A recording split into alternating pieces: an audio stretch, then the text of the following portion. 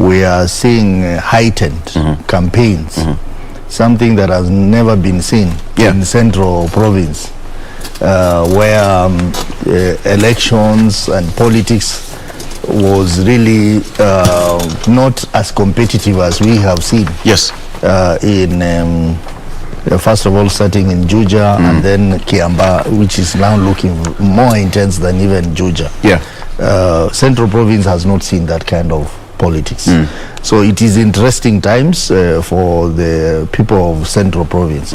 Secondly, it is a contest between Jubilee, which is headed by President Uhuru Kenyatta, yes, and his deputy, who is now oscillating around UDA. Yeah. So it is interesting that the deputy has put a candidate against the president's candidate in Kiamba. So it's also interesting in that angle. But I have been following. I have not been to Kiamba. I've been following what is happening there. Yeah. And I'm told some of the factors that may influence the election of a candidate there will be, one, the individual strength of the candidate. And I'm told the Jubilee Party has a favorably very strong candidate. The second factor will be, of course, development. Yeah. The late Honorable Member of Parliament, Koinange, did quite a lot of work there. And you know, Koinange was on the Kieleweke side of Jubilee. Yes. So that, again, is going to be a big factor in deciding who the next MP is. So really it's a tough contest, but I want to disagree with my friend here that NASA is not is amorphous. Yes, people have been talking a lot of things about NASA. When it favors them, they say we want to leave NASA or we want to dissolve NASA. But let me tell you, those members of parliament, like I had some talking about that in Ruaraka. Yeah. When they are in parliament as NASA, my friend here can confirm that the ANC, Ford Kenya, Wiper and ODM, when they come to parliament, they all come in as NASA. They have been appointed to various committees as NASA.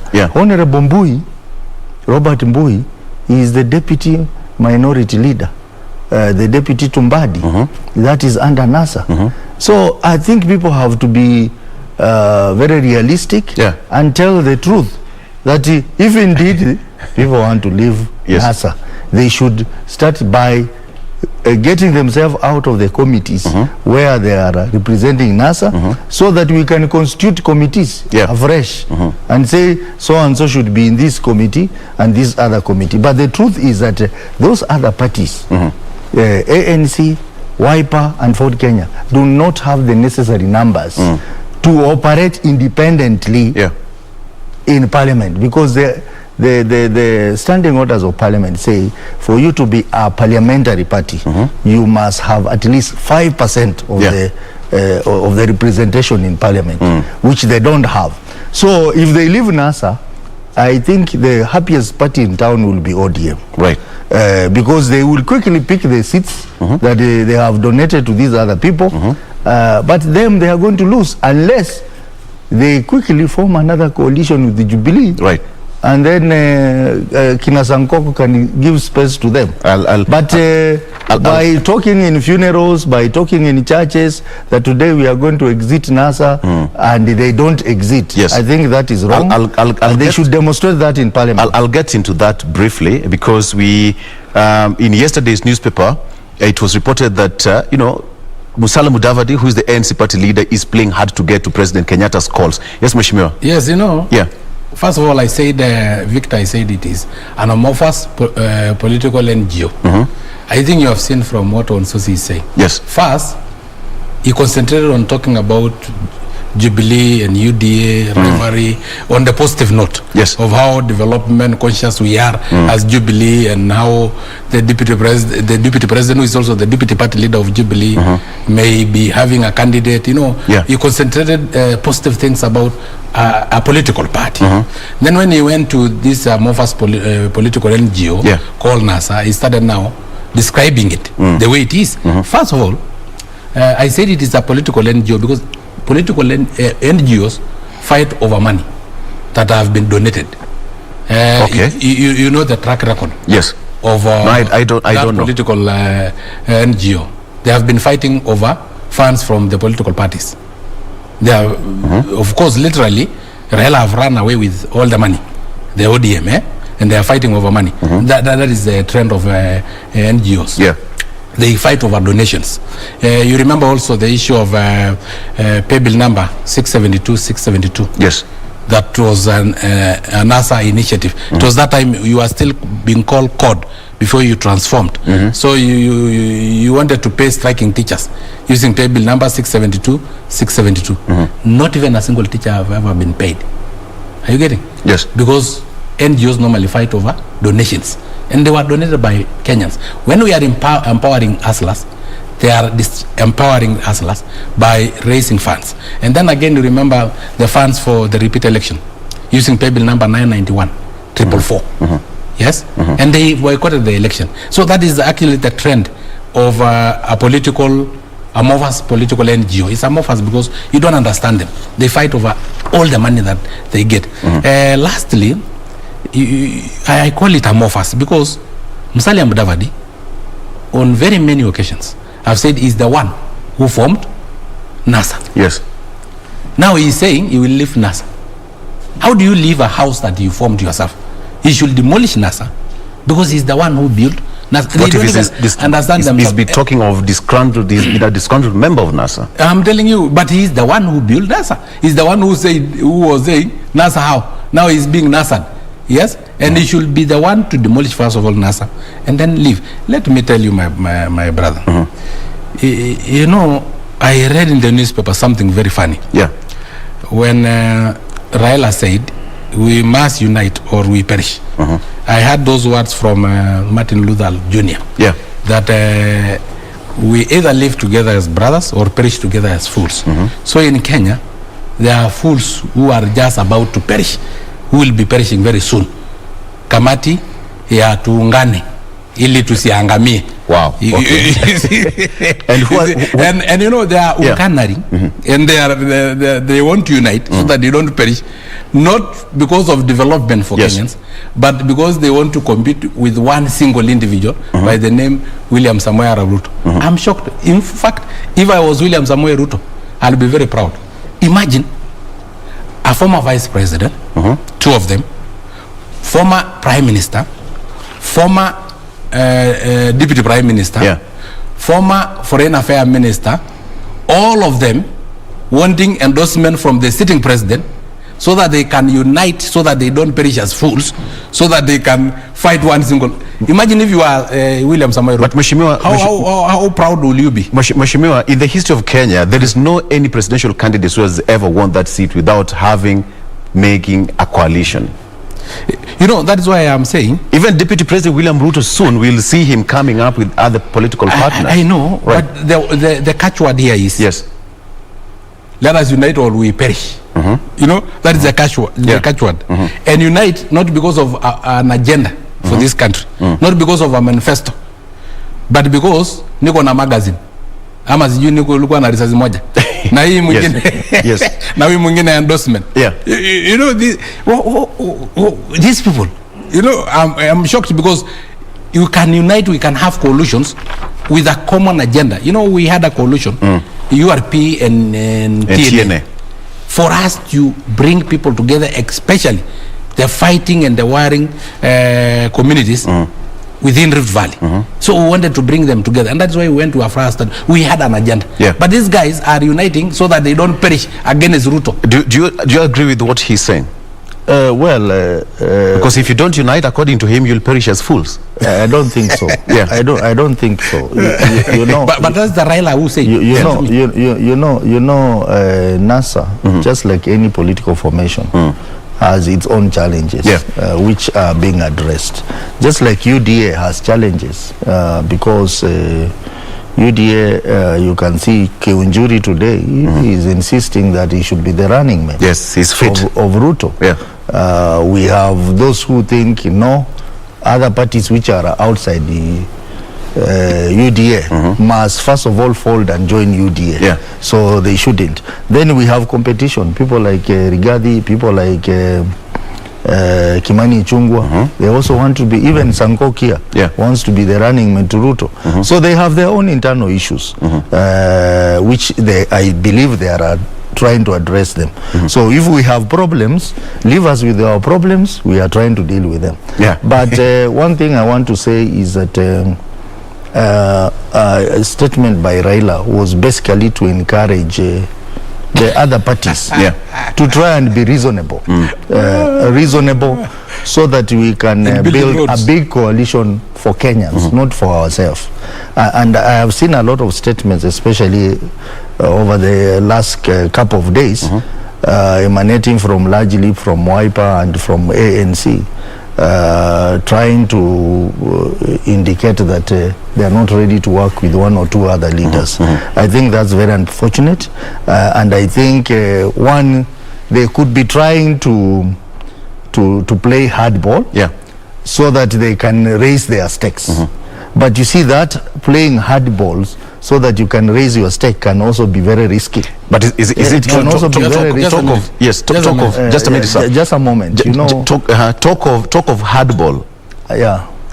Is Mheshimiwa Musalia Mudavadi playing hardball to the president? I think not. Or the unity call? Not necessarily Musalia Mudavadi as a person. Some individuals within the party are trying to play hardball. Not necessarily to support Musalia Mudavadi, but to pursue their personal interest. I know, for instance, a few individuals like members of parliament, Savula, Malala, they are playing hardball so that they know that once Musalia Mudavadi is a presidential candidate on whatever ticket it is, then they will have a head start in Kakamega, where they are vying for governor. Yes. I think that is a very simplistic and a very selfish way of doing politics. And I wish Mudavadi could be wise enough. I've even seen Sakaja.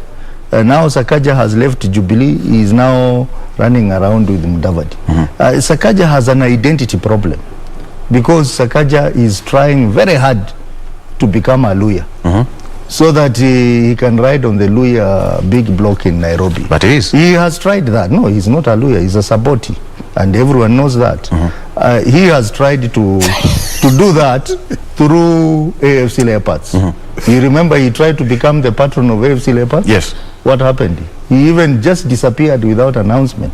So now he's at it again. He's hoping that by parading himself around Musalia Mudavadi, then he will look more Luya, and the Luyas who have been questioning his identity, they will now follow him in his bid to become the governor of Nairobi. So the people around Musalia Mudavadi now, who are pushing him hard, I think they are misadvising him. If Musalia could listen to me, and I have told him in the past, the most important thing you need to do is you strengthen your party. Recruit members across the country, and not just Vihiga and Kakamega, then do grassroots election, and then do national election. So that when you go to a function, we want to see Sankok there, we want to see someone from Coast there, we want to see someone from Nyanza there. We don't want just to see you moving around with a few lawyers. And then you tell people that you want to be president of Kenya. We need to see some seriousness.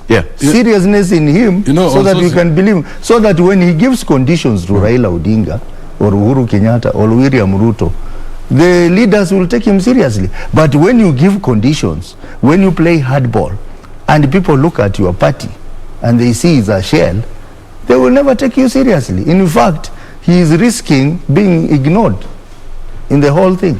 Honorable Sankok, it seems things are hotting up. Yeah, you know, you have mentioned... and the house in you have mentioned Jubilee, yes, and mentioned UDA, yeah, especially my deputy party leader, that is William Ruto. And also Rigathi and Gachagua, yes, Rigathi Gachagua, Kina Ishungwa. Those are gentlemen and those are politicians who have no selfish interest. What they have is the interest of hustlers, the interest of the bottom-up economy, which is now being adopted even in America. But you know, when you talk about who will be the running mate of William Ruto, yes, we will have several choices to make. We have Kiunjiri, as you have said. We have Kimani Ichung'wah, as you have said.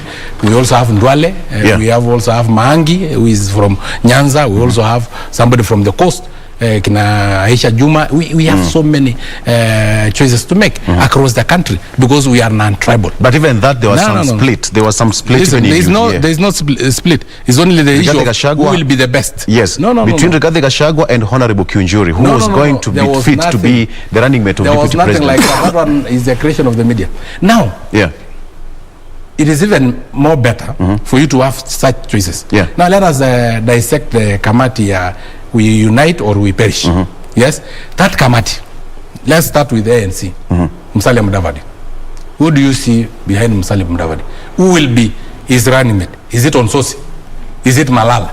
Is it Sakaja? He's fit the bill. Why not? No. These guys are 10 kilometers from each other. They live in a radius of 10 kilometers from each other. We had to cross this country is 1,500 kilometers from Turkana all the way to Mombasa. So if you have 10 kilometers radius, you are not even a political NGO like NASA. You are only but a village party. In fact, you have heard him saying that Sakaja is not a Luya, is a Saboti, yes. And there is Bukusu, and there is, I don't know, Yani, you know, like for the Kenya, it belongs to another clan. So these are not only tribal parties, but they are also now clan parties. You talk of Raila, who is the majority leader in the Senate of Raila. Senator Orengo. Where does he come from? Siaya? Yes, from Nyanza. From Nyanza. What about majority leader in National Assembly? Mbadi. Where does he come from? Nyanza. Who is his lawyer? Molo Itende. Where does he come from? Nyanza. Yes, when he stand to address the media, who is behind him? He's people from Nyanza, 25 kilometers from each other. I think that one have even increased the radius. But talk of William Samuel Ruto, who is behind him. Sankok, 500 kilometers from Wasingishu, because I'm from now. And then Jichopefu, Muhammad Ali, that is another 1,500 kilometers from him. And then Nanok, who is all the way from almost southern Sudan. So we are across the country. And then you talk of the guy from Garissa, you know, His Excellency Adad Dual. So I'm telling you, if you see William Ruto address the media, you see the face of Kenya. If you see ANC addressing Musalia Mudavadi addressing the media, you will see Sosi, Malala, Sakaja. Who is the other one?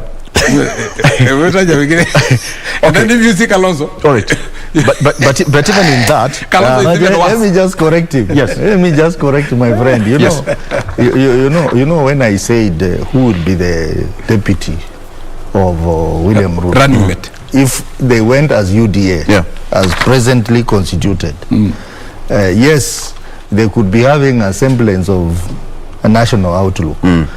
But the leaders he has mentioned, starting with himself, they are leaders who respect them. But they don't have the political gravitas and the weight of a serious deputy president or a running mate. You see, someone like Aisha Juma, or Ndwale. someone like Ndwale. His Excellency Ndwale, or someone like Rigathi or Kimani Ichung'wah. These are political lightweight, or Halwale. These are political lightweight, and I think that's. But do they come from across the country from all the corners? Well, even Raila has leaders across the country. Which one? We have Joho, we have many other. He has MPs all over the country. Whoa. So if it is about deciding who has what, I think that's not the issue. The issue is what is the political gravitas or political weight of these leaders around you. And I think they have cleverly tried to manage that by saying they are a bottom-up economy. They are bottom-up. It's not about tribalism. Yeah. But we know they also practice tribalism. You see, Sankok has talked about, we have so-and-so who is not from the same tribe as deputy president. They are already talking tribalism. But because they know their limitation, they keep on hiding it by talking about, us, we are not about tribes, we are about bottom-up. Bottom-up. But they have not told us what is about this bottom. No, if you which want, bottom are they referring? I will tell you. Which bottom are they referring to? Mamboga, of course. Apana. Okay, you can respond to that. You can respond to that because we know the model of bottom-up economy is all about having the infrastructure in place. That one, President Mwai Kibaki even tried in his tenure. It was a bottom-up economy. The only thing that is missing probably is just the structures on how to implement this. Victor, maybe you don't understand the bottom-up economy. What we are saying in the bottom-up economy is that let us widen the tax base by making so many people come into business. I remember when I started my business, I started with 20,000 Kenya shillings, a clinic under a tree. You can imagine what Kenyans can do with even as little as 100,000 Kenya shillings. So we are saying that we need to have so many SME to broaden the tax base so that we can empower those on the bottom of the pyramid. Yes, make them have businesses as small as they are. Let us think of KQ, because KQ is a model of trickle down. That KQ will be floating, will not be making losses, and it will employ so many Kenyans. But have it succeeded in that? We have always been making losses, and we have always been resuscitated using billions of shillings. Now think of those billions of shillings being given 100,000 to each, a few individuals from every constituency in Kenya, and then them having small businesses across, each business paying taxes. What will have happened? We'll have broadened the tax base. And by broadening the tax base and also employment, because if you have a small business, you may employ 3 or 4 people. 30 billion that we give to KQ can be able to support 150,000 Kenyans to start small business. 150,000 new businesses in Kenya will mean 150,000 new taxpayers.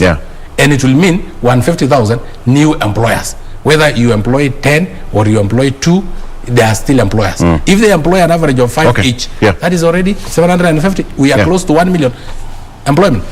In bottom-up economy, we are saying that we have plumbers, we have masons, we have electricians. Why don't you have the affordable housing? In the affordable housing, 500,000 units per year, and each unit will require a plumber, a mason, an electrician, a painter, 5 of them. 5 times 500,000. Simple mathematics is not rocket science. That sounds so easy. That sounds so easy. It sounds so easy, Mheshimiwa. It sounds so easy. But it sounds so easy. Let me comment on that. Yeah, briefly. Maybe we just take a very quick break, and then when you come back, I want to ask you that question of you declining to join UDA. And that meeting was held at your hotel in Narok. A delegation went to your hotel. You fed them pretty well, but you declined to join UDA. And here you're still saying that, I did not decline. I told them I'll give you a response. Or before December. Thank you. Why December? You see now. Hold on, we'll talk about that when we come back. Of course, we are still having this discussion, and we also want to talk that issue of,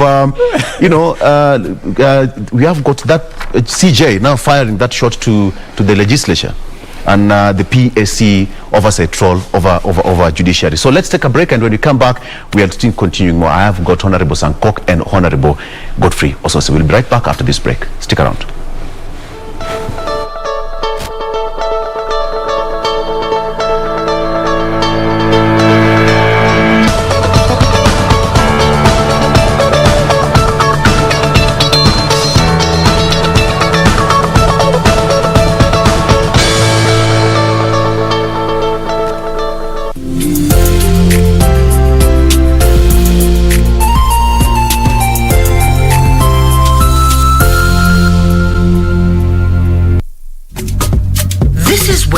all began.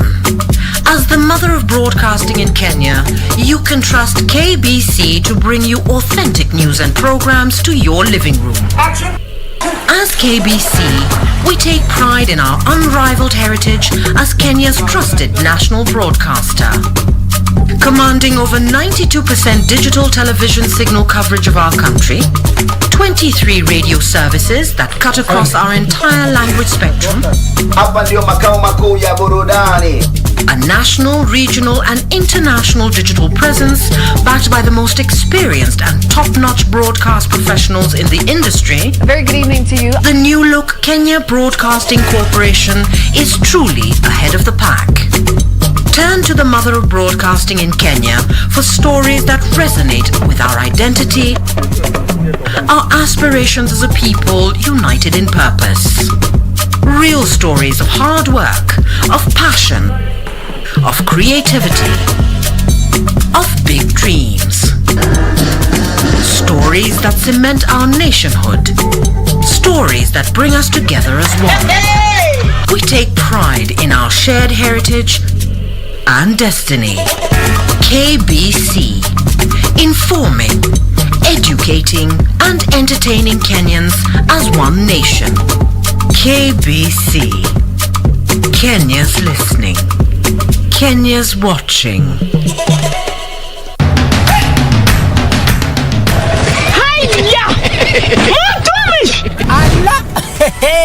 Nissan Serena ndio hii, na unaweza kuwa wewe ndio tunapikia simu. Kodi ya Nissan Serena ni NS, alafu kisha kwenye amount ni 50 bob. Hii Nissan Serena tunakupatia na shilingi 50. Kujiunga na QuickBid ni rahisi. Enda kwenye M-Pesa, bonyeza paybill kisha weka business number 4032353. Kwenye account weka kodi ya bidhaa unayotaka na bid yako ya chini zaidi. Kwa mfano TV 16, kisha weka shilingi 20 tu kama idadi yako. Weka bid yako pia kwenye www.quickbid.co.ke. Kumbuka, bid ya chini zaidi ya kipekee ndio hununua. QuickBid, bidhaa bora kwa bei ya chini.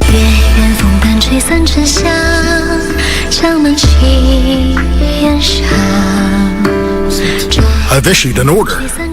The lush pasture in the north will be the new home for these 10,000 warhorses. The man you want me to get rid of would be Prince Jin, correct? Although he may suspect me somewhat, now our priority is to ease all of his suspicions.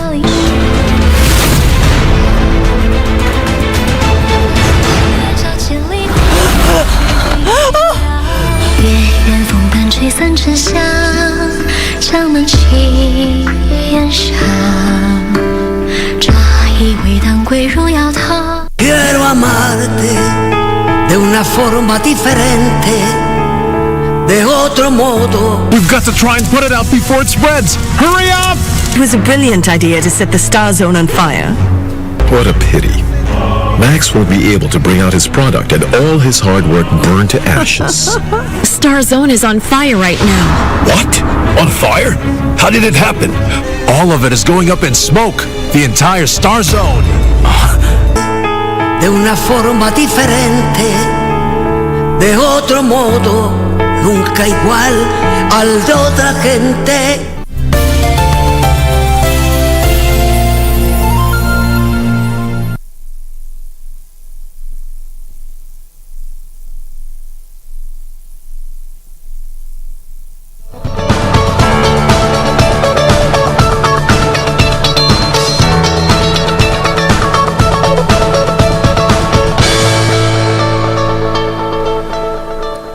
Alright, welcome back. You're watching Good Morning Kenya, and of course People in Politics is up and running. With me in studio, if you're just joining me, is Honorable David Sankok and Honorable Godfrey Osotsi. Welcome to the program. So, Mheshimiwa, before we went on a break, we were just talking about the UDA and the NASA coalition, the wrangles there between. We are heading to an election and things will move on very fast. What happened in Osim Country Lodge? Person with disabilities. Yes. Saw me when I was in Parliament, and they got excited when I went with my yellow suit. Yes. And even today you're not in green. Onsosi will tell you that in Parliament they were so much excited. They associated the yellow with a party called UDA. So 47 representatives of persons with disabilities came all the way to Osim country law from the 47 counties in this country so that they can come and convince me to join them in UDA. And they actually threatened that if I don't join them in UDA, though they respect me, they will leave me alone in Jubilee, so that I remain alone in Jubilee. They were telling me that Jubilee is a shell, but I told them, you know, there's a coalition agreement between Jubilee and UDA, so we can still work together. But for now, I'm still a member of Jubilee. And, you know, they really insisted. And I can tell you, Victor, that we had a 2-day seminar in which even we were educated about the bottom-up economy and how it will assist persons with disability. Some of them are selling biscuits using their wheelchairs. If there is anybody on the bottom of the pyramid, it is person with disability. If there is anybody who have challenges, it is that person with disability. And we really need that bottom-up economy, not the trickle-down. Because the trickle-down, first of all, it will be very difficult for person with disability to secure their employment. That's why we made sure that it is in our constitution. We ratify the United Nations Convention on the Rights of Persons with Disability. All of them talking of at least 5% employment of persons with disability. So we really don't need, as persons with disability, trickle down. We want a bottom-up economy. But we agreed in principle that they will wait for my response on or before December. But Victor, what caused excitement was this suit, the yellow one, associated with UDA. And I don't know why, even Ososi himself, because I have been wearing green. Associated to a village party called Ford Kenya, because green is for Ford Kenya. I've been wearing white, associated with that political NGO called NASA. Nobody caused any alarm, nobody was excited, there was no jitters. I was also wearing red, which is associated with my party, Jubilee. And even Kanu. It did not cause any jitters. So I was thinking, is UDA bigger than all these other political parties combined? That a color associated to it cause a lot of jitters from all corners. And again, how many political parties do you have in Kenya? Also, is it not more, because you are an SG of a political party, ANC? 68 there. 68, that is around 70. So each political party have a color. So already all colors have been taken. So does it mean that we have to walk to parliament naked, so that we are not associated to a political party? When so are you associated with UDA now that your statement alludes that you're not associated with UDA yet? We are associated with UDA as Jubilee because we have a coalition agreement with UDA. But this color is not associated to any political party, just like my green color is not associated with Ford Kenya. My white color is not associated with Ford to NASA. My red is not associated with Jubilee. That was my suit. Now you have a suit also. Which party is it associated? You have blue, which is associated with that small thing called wiper. Are you a wiper member? No, let us speak the truth, you know. But anyway, I will make a decision. So why until December? Why until December? My move, because I have to consult my party leader, who is Uhuru Kenyatta, my deputy party leader, who is William Samoei Arap Ruto. I have also consulted widely on persons with disability. Of course, they say they represent the 6.5 million Kenyans with disability. I have been their leader, so I have also some links I will have to consult. So this duration is quite enough. But be assured, Victor, if I have to move from Jubilee, I'll move from Jubilee to UDA. There is one political party that I will never move to. That is the political NGO called NASA. Be assured, any of those small village party, ethnic political parties, I'll not move to any of them. You know, let me tell you. Victor, the leader of NASA is Raila Odinga. And I can tell you, the leader of NASA, Raila Odinga, holds the Guinness Book of Record as a person who needs a combination of prayers and investigation at the same time. He need to be prayed for. He need investigation.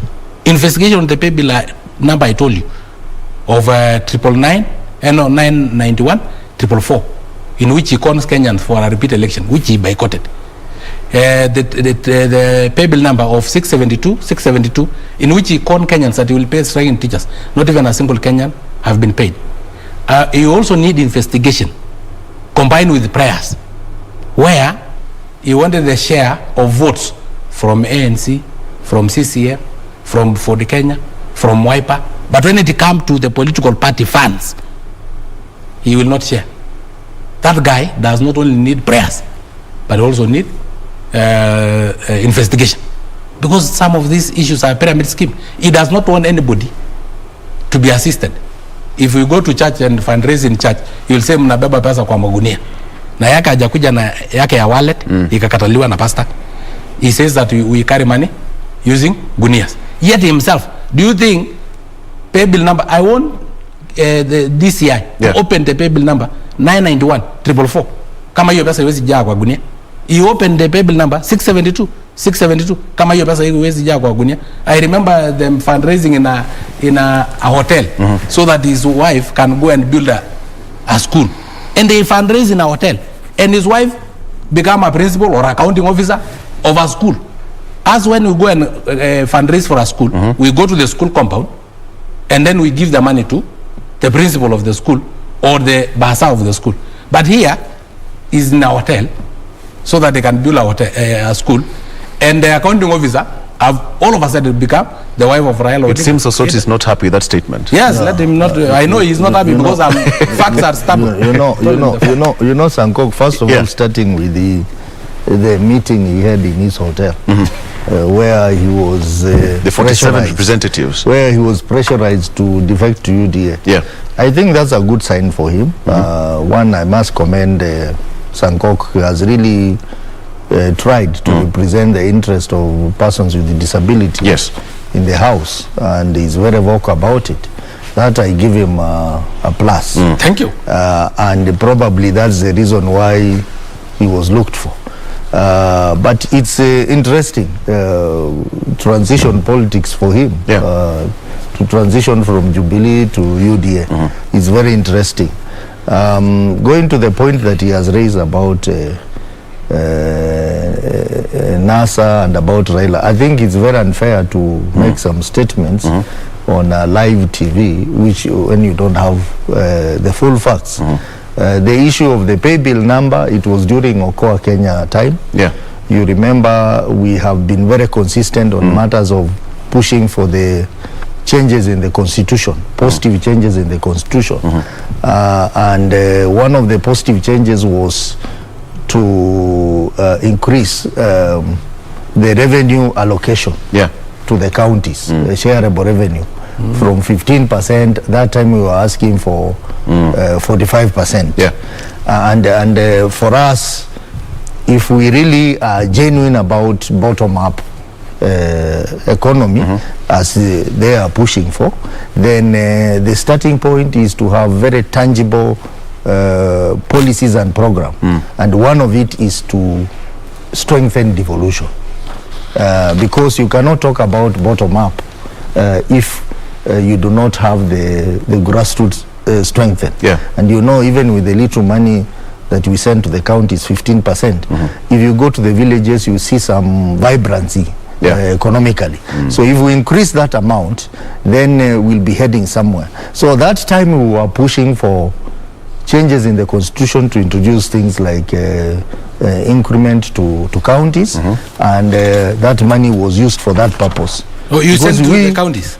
No, I'm saying that fundraising that was done, the pay bill number during Okoa Kenya's time was basically used to facilitate the funding of the movement across the country. No, for the unfortunately, they interfered with that process of Okoa Kenya. But now we have revived it through BBI, which again they are opposing. So, you know, they are contradicting themselves, because on one hand, Sankok and his team are telling us that they are for bottom-up economy. But on the other hand, they are fighting initiatives that are going to support what they're asking for. One initiative, for example, is increment of shareable revenue to counties. They are fighting it. We are talking about 7-year presidential grant to the youth. They are fighting it. We are talking about things like providing free internet access to youth in the various wards across the country. They are fighting it. So I don't know which bottom-up economy they are referring to. Yeah. And coming back to the accusation leveled against Raila Odinga, you know, there was full disclosure, and I think is behind news about how much was raised and how it was used. And if Sankok and his friends have any information, they are free to go to DCI or to EACC and file reports and have those people they think misappropriated money. Information is in Safaricom, my friend. Yeah, but you can take it. Why are you coming to the TV to talk about it? Go I and can take remind it Kenyans to who have sent the money. DCI or EACC, because otherwise that is just pure Victor. politics. You know them, they were in government. Yeah. They were in government. We are still in government. They have had money, access to money, and us in Okoa, Kenya, and then NASA, we were struggling. That's why we came to Kenya. You mentioned to ask them. Relax, to my support friend. Us. Relax, my friend. You said about the issue of bottom-up economy, and thank you very much because first of all, you congratulate me for representing person with disability. Yeah. And I'm also sure that you also represent your constituents very well, and you have been very active in Parliament. But then, let us not misinform Kenyans. He's saying that we are talking about bottom-up economy, yet we are fighting the increment to counties. Yes. Our constitution is very clear. At least 15% should be sent to counties. Victor, is that rocket science? At least 15%. At least. Meaning even if you go to 70%, it's still within the brackets. Yes. Yes, we don't need to change the constitution if you have the goodwill. And again, when you talk about we are fighting tax holidays for the youth at the exemption of 7 years exemption of paying taxes. Jobless youth, which taxes were they paying? You know, Kenyans have an acute shortage of fools. Yeah. Because if you are jobless, you are not paying taxes, and somebody is saying you will waive taxes. Which taxes? Youth in Kenya need jobs, not tax holidays. Youth in Kenyans are very patriotic. They want to pay taxes because they know that it is courtesy of taxes that will have infrastructure. But how are they going to pay taxes? And they will pay taxes if they have statistics show that most people who are jobless are the youth. Exactly. So how do you exempt them from paying taxes? How do you exempt them? Instead, you should be having a policy to create jobs, but not to exempt from paying taxes. What policy do you have? Waja nikuulize na Kiswahili ndio uelewe. Right, niulize. Yes. Victor, ndio huyu mwana youth ana job, kwa hivyo alipangi ushuru, alafu unamwambia utamsamehe kulipa ushuru. Ushuru gani? Huyu mtu anataka kazi. Yeah. Kwa sababu hata ukisamea kulipa ushuru alipangi, so unamsamea nini? You know, you can forgive me kama niko na deni yako. Are you going to give them jobs? And that is why we are saying bottom-up economy, so that we can create jobs. Right. And I've told you a formula of creating jobs. Yeah. Having 1,500 or 150,000 small businesses will create 750 jobs. 750,000 jobs. Are you getting it? Yes. Very simple formula. We are saying if CDF, for instance, we have another kit like CDF, we give 137 million per each constituency. If we also have another 137 million for every constituency that is given to small businesses, Mama Mboga, to increase their business. Okay. So what's your short-term strategy to give those youths, jobs? 750,000, the jobless, because there are so many. I have given you an example of affordable housing. Yeah. And beside affordable housing, where we'll be having 500,000 units per year, translating to 2.5 million jobs, because each unit will require a plumber, a mason, an electrician, and so on. Okay. And then, beside that, we have also a strategy to make sure that we export labor, because Kenya export nothing and import everything. That is a failing economy. Yeah. Because an economy must have export and import. In fact, export must be more if you want to grow than import.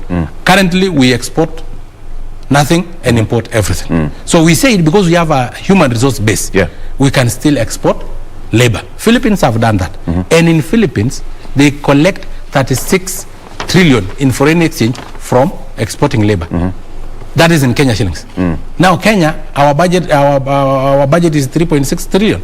If we can export that labor and collect from remittances from immigrant workers, I'm telling you, we can make money. So we have an elaborate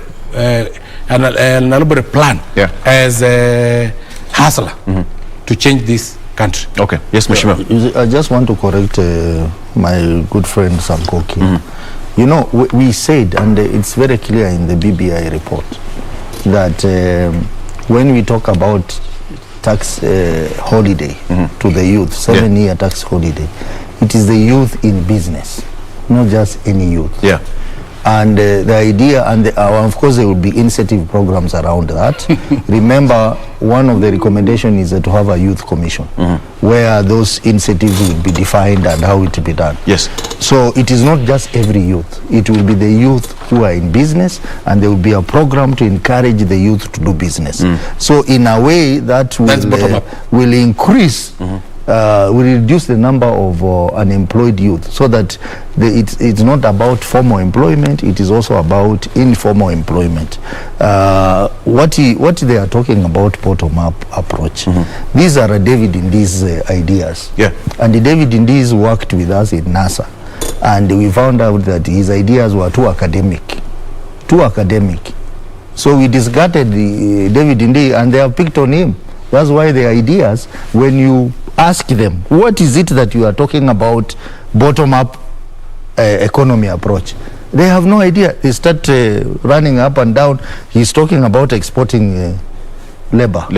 And I think you are a member of the labor committee. Yes, I am. He's a member of a labor committee. From here, we are going to labor committee meeting. You have a question? I have a question. We'll answer it. And one of the questions I'm asking is about the death of our young girls in the Gulf. Yes. A lot of our young girls are dying in the Gulf. 12 of them? Yeah. Yes. I have one, my question, I have one who was killed in December in Saudi Arabia, and I raised a question about that. And these are real issues. So is it that you are going to involve yourself in human rights abuses, trafficking of Kenyans? No. And you know, Jubilee has questionable, UDA has questionable characters. Maybe Sangokis are few who are good. And when you allow them now to start engaging in trafficking Kenyans, then we're going to have a problem. So really, they don't have ideas, tangible ideas on how they want to implement. Do you know the difference between immigrant workers? You know the difference between immigrant workers and human trafficking? They are just relying on academic ideas that has been presented to them by the likes of David Ndi, who are academic economists, but they are not tangible economists who have led economies. Us, within our ranks, we have serious people who have tried their hands on running economies. Or where? No, we are talking about the opposition side, where I belong. The opposition side, the NASA side. No, you belong to ANC. Yeah, and NASA side. I hear that you ran with the certificate. Anyway. The NASA coalition. So really, and I want us to have next time. Yes. Victor. Yes. I want us a full topic on bottom-up economy. Right. Victor, I'll consider that. You have accused us of human trafficking. Yes. Let me explain to him. I went to Qatar. In Qatar alone, there are 85 Kenyans pilots working with Qatar Airways. These are facts, and facts are very stubborn. There are 300 ground engineers working with Qatar Airways. There are 500 nurses working in Hamad Hospital. That is only that tiny desert peninsula of approximately 350,000 residents. It is now 2-point-something million because of immigrant workers. Immigrant workers are more than the indigenous people from Qatar. What I sympathize with them, and I sympathize with the Kenyans who are getting problems in the Gulf. And mostly it is the lower cadre, the households who are getting problems. We have never had a doctor complaining that he's working in the Gulf. We have never had engineers. We have never had nurses and pilots. So it is the lower cadre. And what have happened, and that is why we want the law, and I am partly answering his question, is that the ones that have been having problems are the ones that have been trafficked through human trafficking. The ones that went. But once you follow the due process of the law, and that is why with NITA, we are training agents, so that agents, when they have to export labor, every laborer that is being exported must undergo a certain level of training. That now that you are going to the Gulf, this is the expectation of the Gulf. Yes. These are the tradition of the Gulf. This is the constitution of the Gulf. You are going to work there as a house help. Yeah. The traditions and the cultures of the Gulf are very different from ours. Yes. In the Gulf, if you see a woman wearing tight clothes, yes, it is an abomination. But Mheshimiwa, so we have to enlighten so many lives have been lost. Yes. In the Middle East. Yes. And it seems like it's something that's and not those about those who went through human trafficking, those who did not follow the due process. But what is the government so we doing cannot to stop this? Because over 2-3 days ago, 12 bodies were, I mean, some people were brought in. Yes. You know, from one of them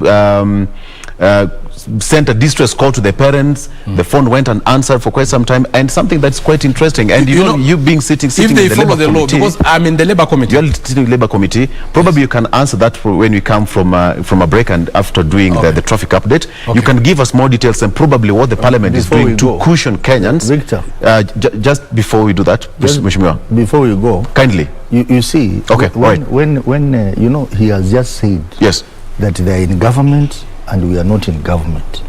And he says that he talks about... You don't even know where you belong. No, just a moment. Raila thinks that he's in government. Just a moment. Says that they are in government, and I wonder Raila is a class monitor in our why government. they are unable to start implementing that bottom-up economy approach. Because they are in government. He's in government. Deputy President is in government. They are, and where is Raila? Cabinet secretaries associated with him are in government. Start implementing so that we start seeing the fruits of bottom-up economy. But I think for the sake of Kenyans who are watching, and many families are still hurting. Some of them are still stuck in the Gulf and in Saudi Arabia. So probably sitting in the Labour Committee, you will tell us what you are doing and what Parliament is doing and perhaps the government to save Kenyans. So before that, let's go to Doreen to give us a traffic update on what's happening on our road. Then we continue with this particular debate. Doreen. Shift focus a bit and look at what is happening around Pangani area, given the fact that my guest who's coming up next after People in Politics, that is Dr. Nabiswa, says that he's stuck a bit on traffic around Pangani area, but you expect him in the next few minutes. So let's just try and see how this area is looking like in terms of traffic. And clearly there's really heavy kind of gridlock there, especially just around Pangani Girls as you come to the city center. This is actually via Juja Road as you get to branch off from Outer Ring Road. Like I mentioned to you earlier, is that Outer Ring Road branches off to various other roads. Key among them is also this one, this specific one. This is areas around Juja Road. There was a bit of construction around this particular area, specifically around the Mlango Kubwa roundabout. They were trying to ensure they rehabilitate this specific road, at least for easy movement of vehicles, both public and private, and also just to ensure that they have specific areas for pedestrians as well. But when it comes to traffic right now around the same area, this is how it is looking like this morning. Like I mentioned, especially around Pangani Girls as you head over to the city center, that is just where there's really that heavy kind of traffic. In fact, moving at a very slow pace. This is at that intersect in between Thika Superhighway as well as Pangani. That is just via Juja Road as you come to city center, just before again you get to the Ring Road Ngara. So this is how this section is looking like in terms of traffic this morning, but looks like things are opening up just a bit on that section as you leave city center, coming all the way to areas around Juja Road, and also as you leave the intersection as you head over to areas around Thika Superhighway. So just where there's really heavy kind of traffic, if I can mention, is just around this intersection. But again, looks like things are opening up, and again, that's the beauty with the traffic, because it changes every single minute. So look at this area where there was mostly of that red color,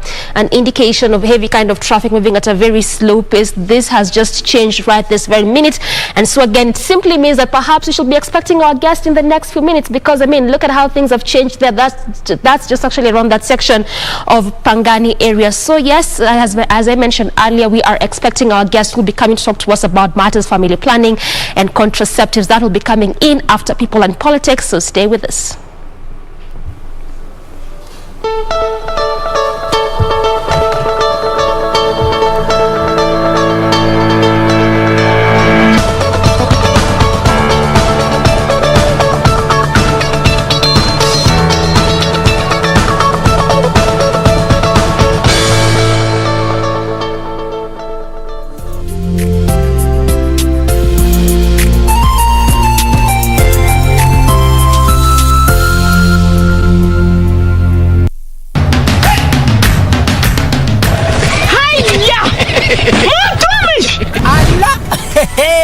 Nissan Serena ndio hii, na unaweza kuwa wewe ndio tunapikia simu. Kodi ya Nissan Serena ni NS, alafu kisha kwenye amount ni 50 bob. Hii Nissan Serena tunakupatia na shilingi 50. Kujiunga na QuickBid ni rahisi. Enda kwenye M-Pesa, bonyeza paybill, kisha weka business number 4032353. Kwenye account weka kodi ya bidhaa unayotaka na bidi yako ya chini zaidi, kwa mfano TV 16, kisha weka shilingi 20 tu kama idadi yako. Weka bidi yako pia kwenye www.quickbid.co.ke. Kumbuka, bidi ya chini zaidi ya kipekee ndio hununua. QuickBid, bidhaa bora kwa bei ya chini.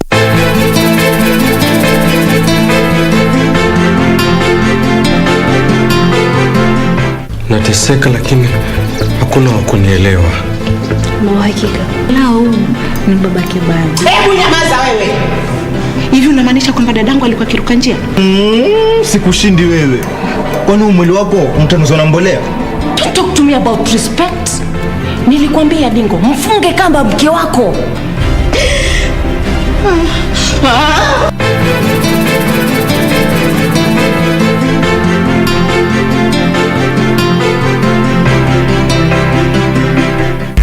Free the dumb so that they can speak. Yeah. Free the dumb.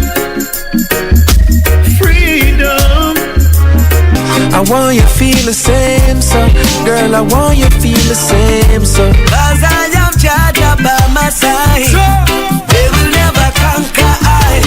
Leave people business alone. Yeah, people business alone. Hide me in your rock, oh yeah, protect me from my enemy. Get the VIP access to the best shows on KBC Channel 1. We have something different, something special to spice you up. Get ready for new, exciting and captivating dramas. Movies. Love the smell. Comedy. I went to the purpose. Drama. Will you assault the queen in my house, in my presence? News, sports and so much more. Do the things that make you happy on KBC Channel 1. What does this number mean to you? A pack leader? A winner? Or just a number? To us, it means freshness, boldness, vibrancy and heritage. That's why at KBC Channel 1, we make it easier for you to pop up your family entertainment to a fresh, exciting and colorful bouquet.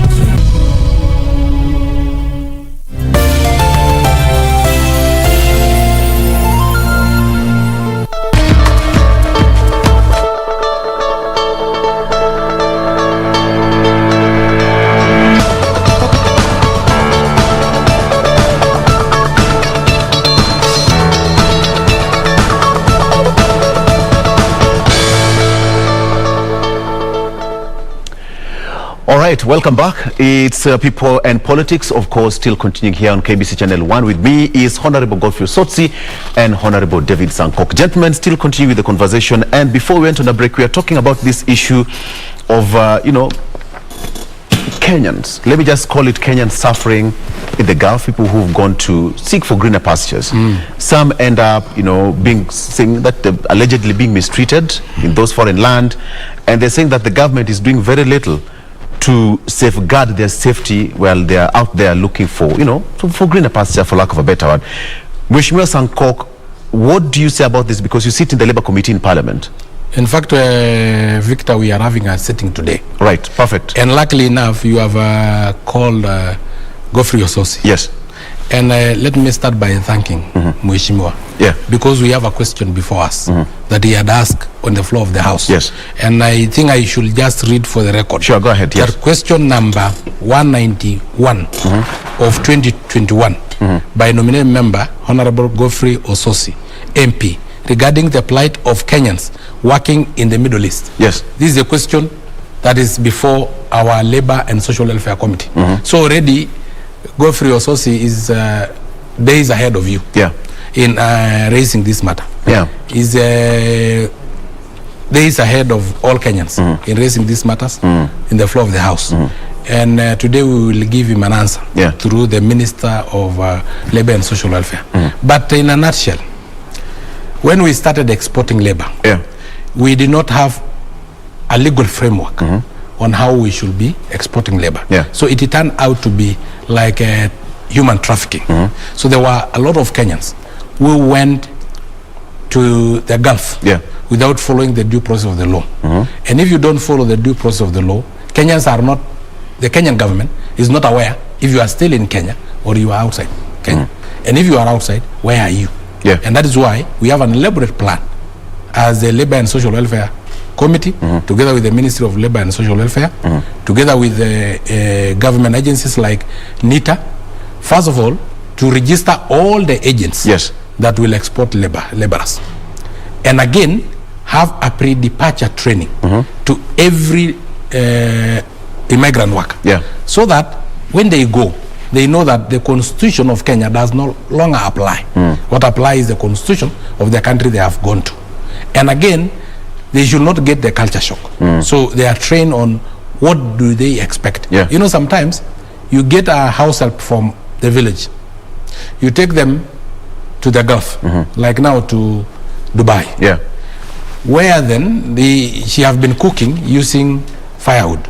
And then they find that there is gas, there is all those other equipments, appliances kitchen and all appliances. that, right? You know, they don't know how to use.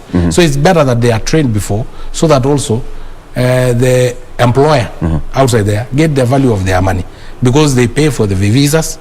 They want these workers to go and work for them. If then they don't work for them because of lack of knowledge, then they become a problem. But Mheshimiwa, some of them said that they lack communication between the embassies of Kenya and wherever, you know, those particular countries they are in. If you went illegally, of course you'll not have any communication. Because in the first place, the government is not aware that you are right. Are these agencies regulated? These agencies, we have registered all of them. They have been registered afresh. They are now being regulated because, as I have told you, we want to be a labor export nation, so that we can export, because we have plenty of laborers here who can really work. And then again, lastly, and let us be true to ourselves and be genuine. Some of them, when they go there thinking of many other things, including even getting husbands from there or getting wives from there. Others go there, and once they are there, you know, already the potential employer have paid a lot.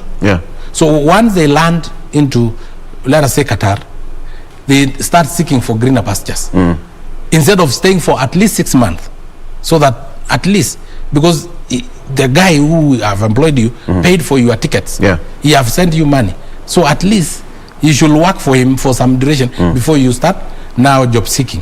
But we have been having those problems, and that's why we now have memorandum of understanding between the potential employer and the government of Kenya. And lastly, again, we don't have complaints from professionals. Surely we don't have. There's nil complaints. The complaints we have is from house help mostly. And why? Because of culture shock. They go there with tight jeans, which is not accepted in the Gulf. They go there with, some of them go to the streets, which is something that is unheard of. They want to form another Koinange somewhere in the Gulf, which is unheard of. So you will find such instances. And again, I sympathize with a few cases isolated. But I can tell you, even the house helps that we have in Kenya, we have been having such cases with the house help in Kenya, We have had house help killing babies of their employers. We have had employers molesting their house help here in Kenya. So also, Qatar is not an island. Okay, perhaps just bring Mheshimiwa Osoti here. He has a question for the Labour and Welfare Committee. Mheshimiwa, what is your real intention that you're trying to raise with the Labour and Welfare Committee in Parliament regarding this one? Well, some time back in early December, a very unfortunate case was brought to me of a young girl called Melvin Kangereha. She's from Sabatia, sub-county of Vihiga. Yes. And it was very, very sad story. This young girl left this country after going through all the formal processes. She was taken to Saudi Arabia by a company or an organization that is registered by Kenyan government. It wasn't bogus. Yes. And then she traveled.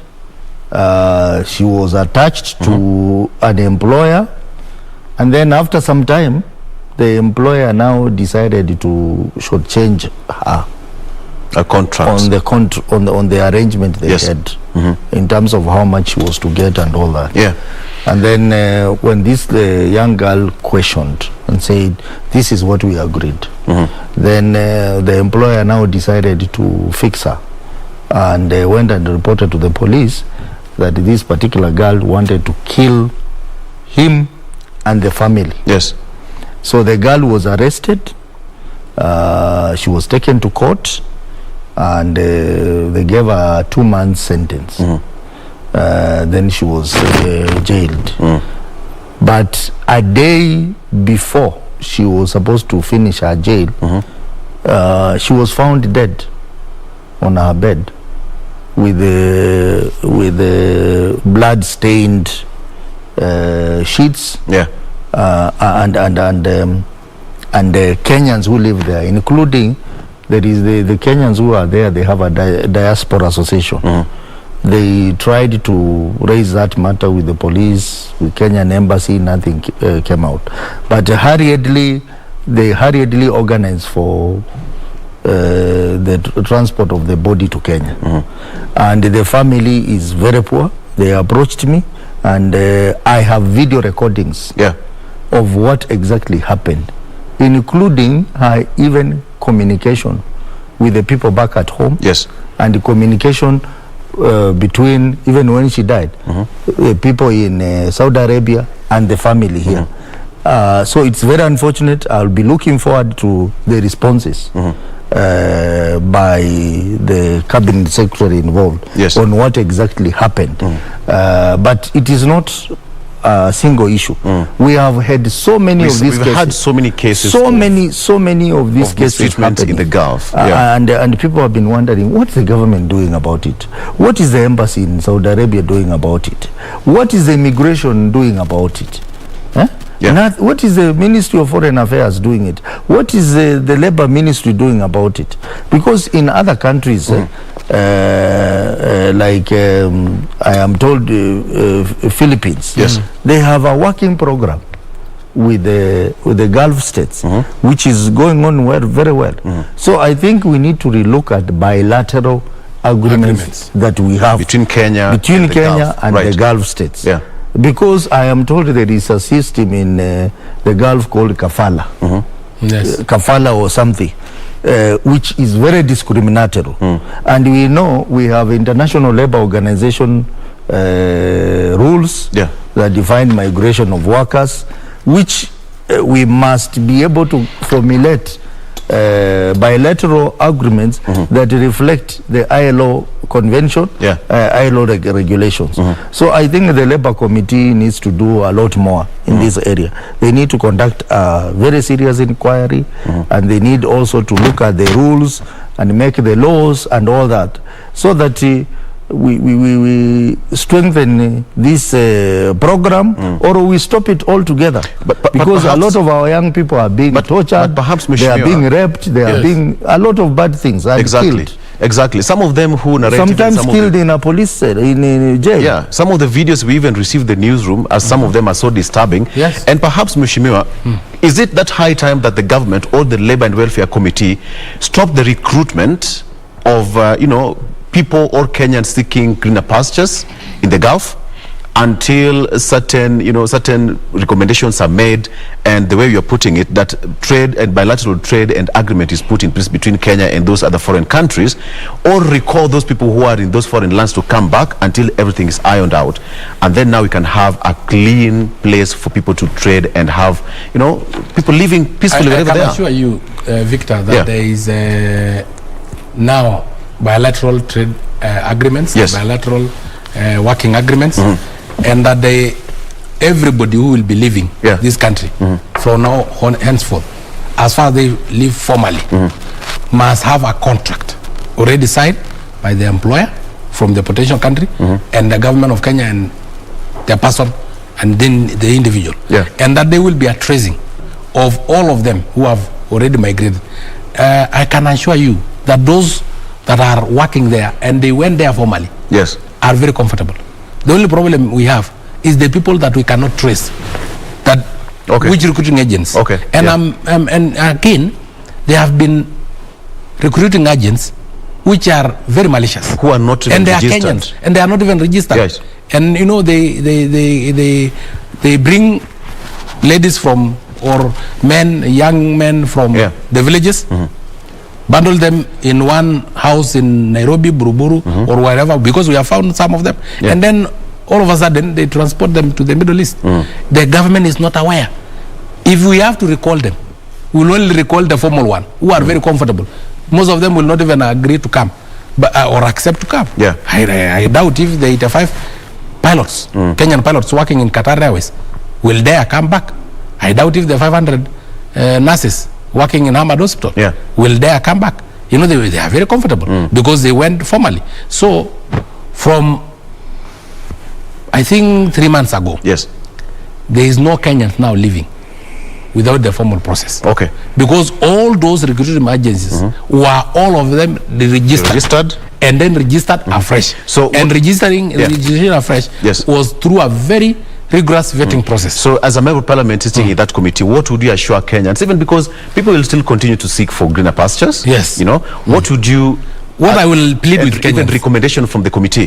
What I'll plead with Kenyans is that use the formal process. Use a recruitment agent that is registered. See the certificate of recruiting agent. Have your contract signed by you, the potential employer, before you leave Kenya. And also by the government of Kenya. Absolutely. Make sure, because you'll be given some information.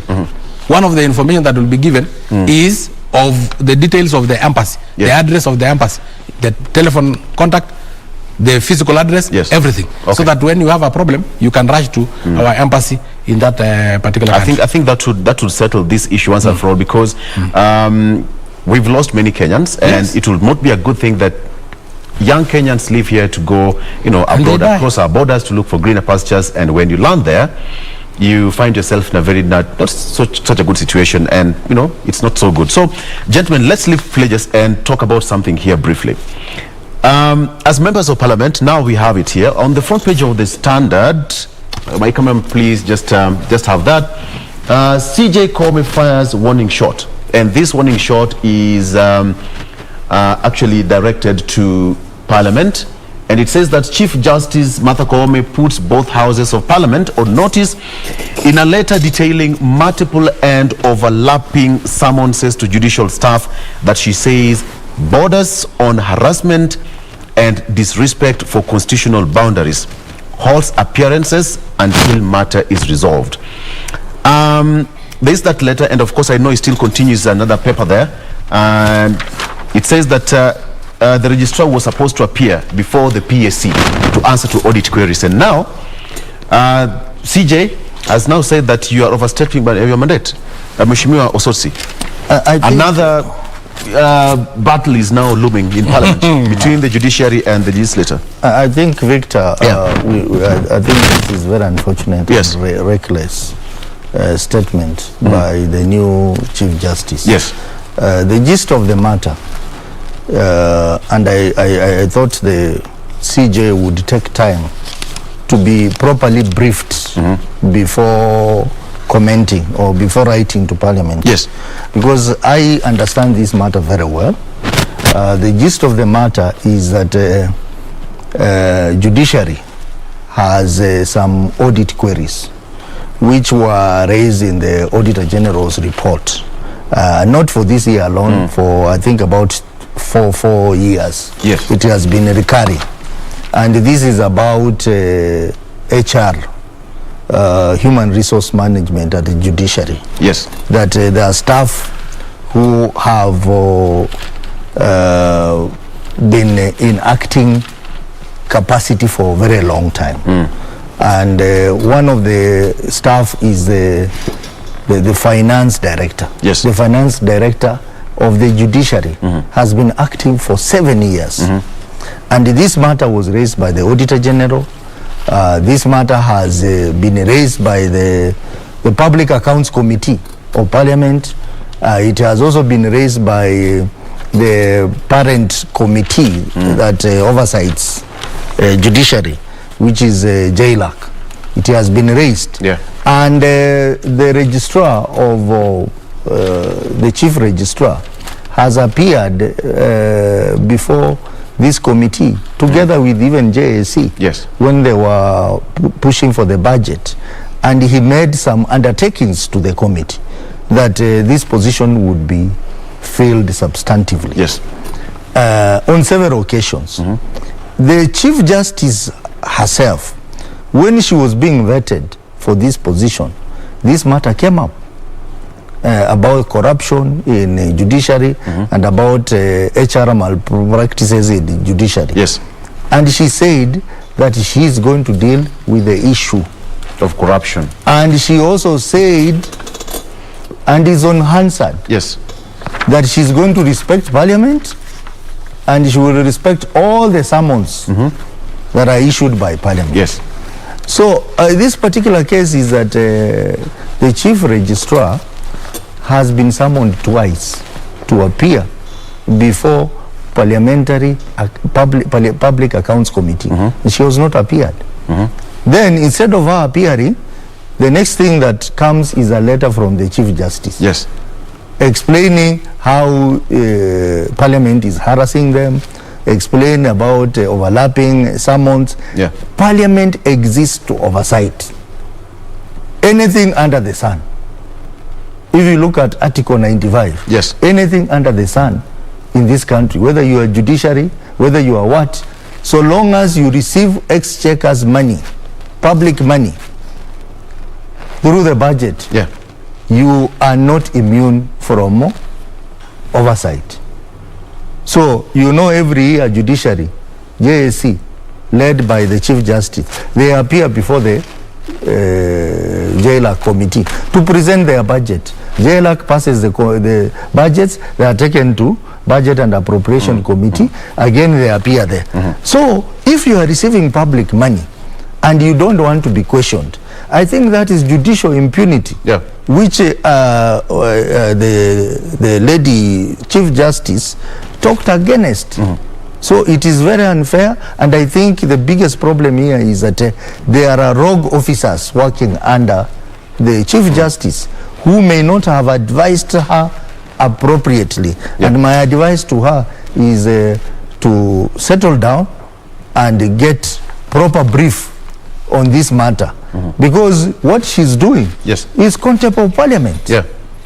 And I have seen that the PAC is saying that they are going to recommend to Parliament, yeah, that the Chief Justice should be named.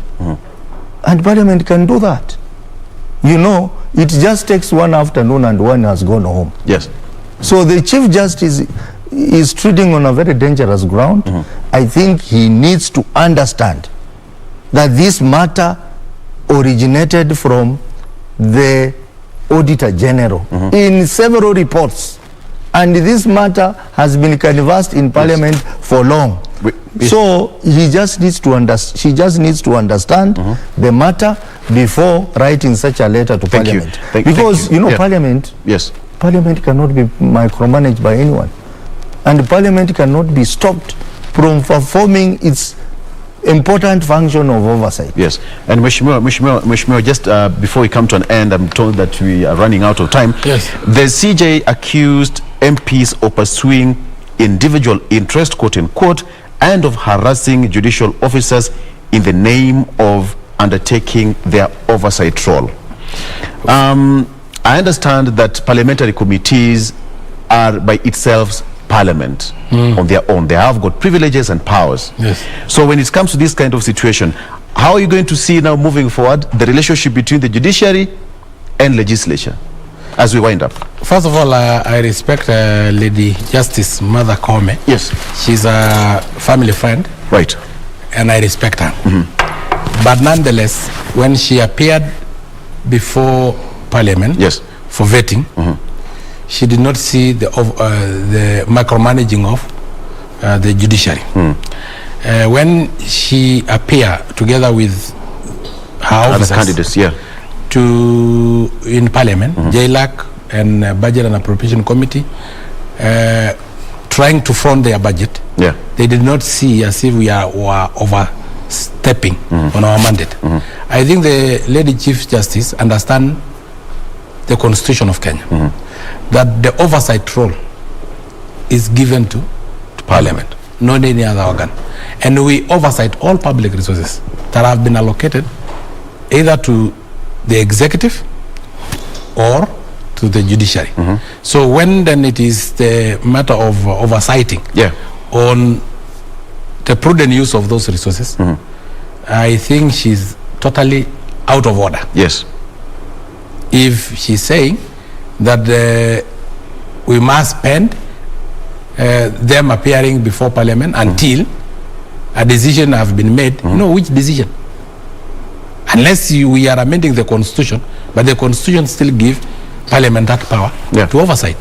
And my advice to her, please, just follow the Constitution. But perhaps this statement could even make other independent bodies now to start questioning the independence of Parliament. The circumstances of this matter, I think the CJ is being used by someone.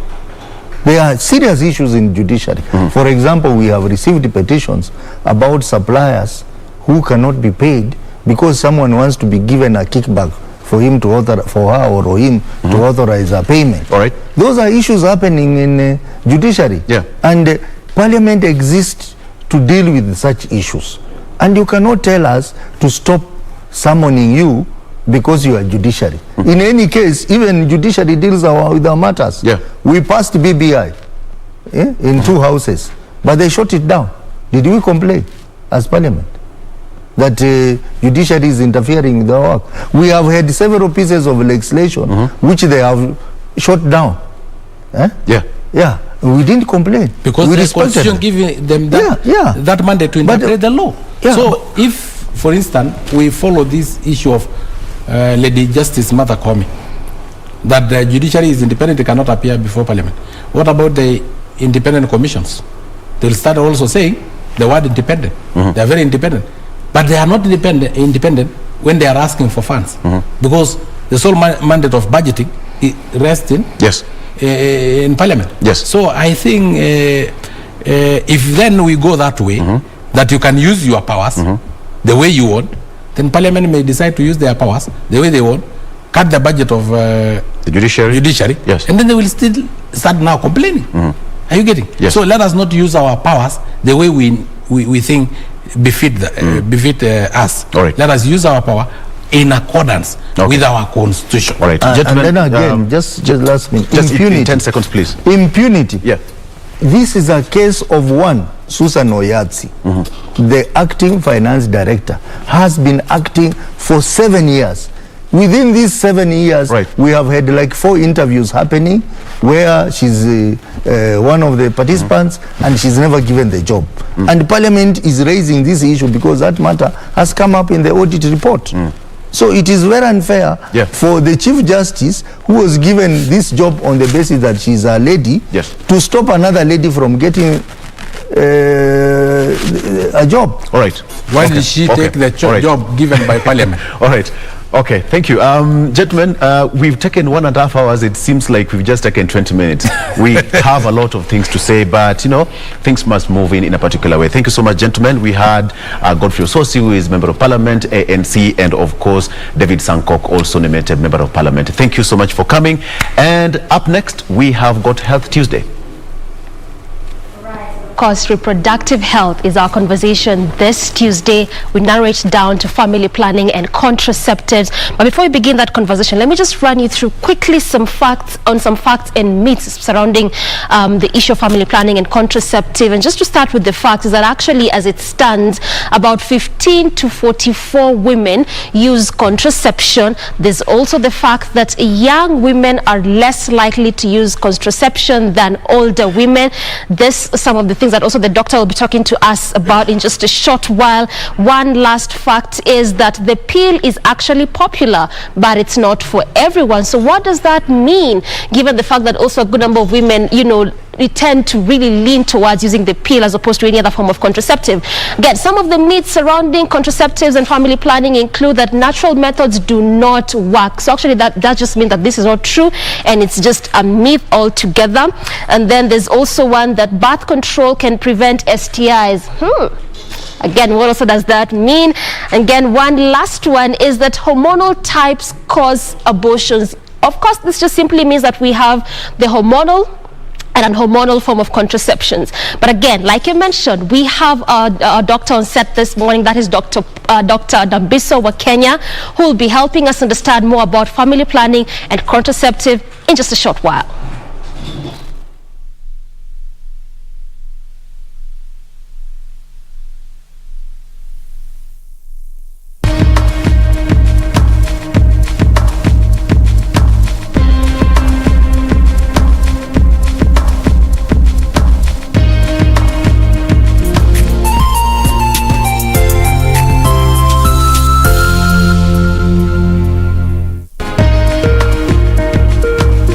Be sure, check out for a KDIC sticker in your banking hall. KDIC, protecting your deposits.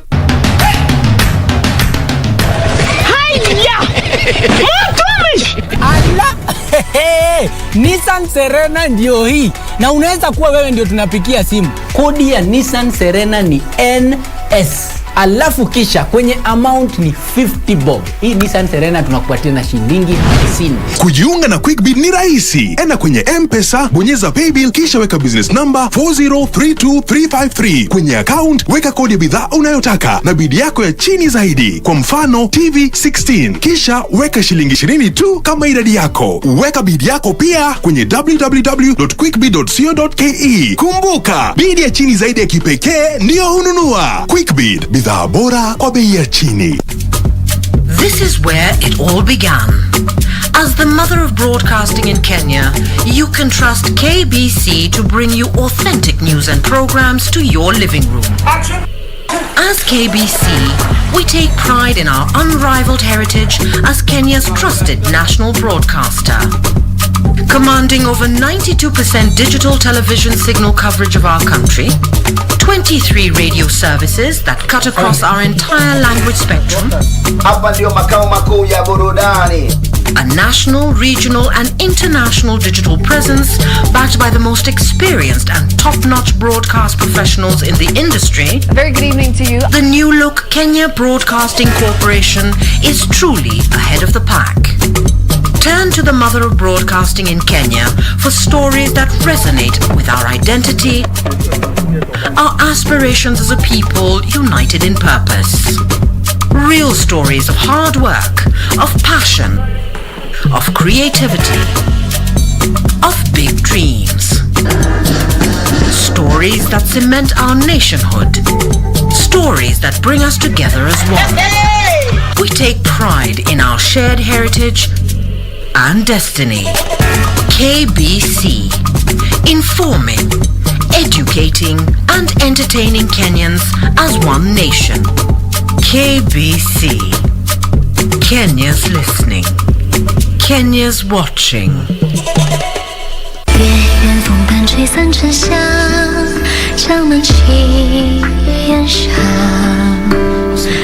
I've issued an order. The lush pasture in the north will be the new home for these 10,000 warhorses. The man you want me to get rid of would be Prince Chin, correct? Although he may suspect me somewhat, now our priority is to ease all of his suspicions.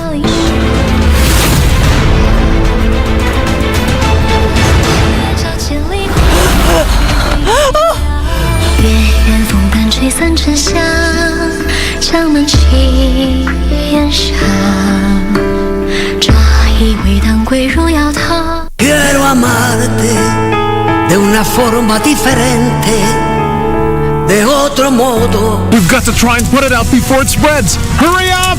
It was a brilliant idea to set the Star Zone on fire. What a pity. Max won't be able to bring out his product and all his hard work burned to ashes. Star Zone is on fire right now. What? On fire? How did it happen? All of it is going up in smoke. The entire Star Zone. De una forma diferente, de otro modo, nunca igual al de otra gente. Free the dumb so that they can speak. Yeah. Free the dumb. Freedom. I want you to feel the same, so girl, I want you to feel the same, so 'cause I am Jaja by my side. They will never conquer I. Leave people business alone. Yeah, people business alone. Hide me in your arms, oh yeah, protect me from my enemy.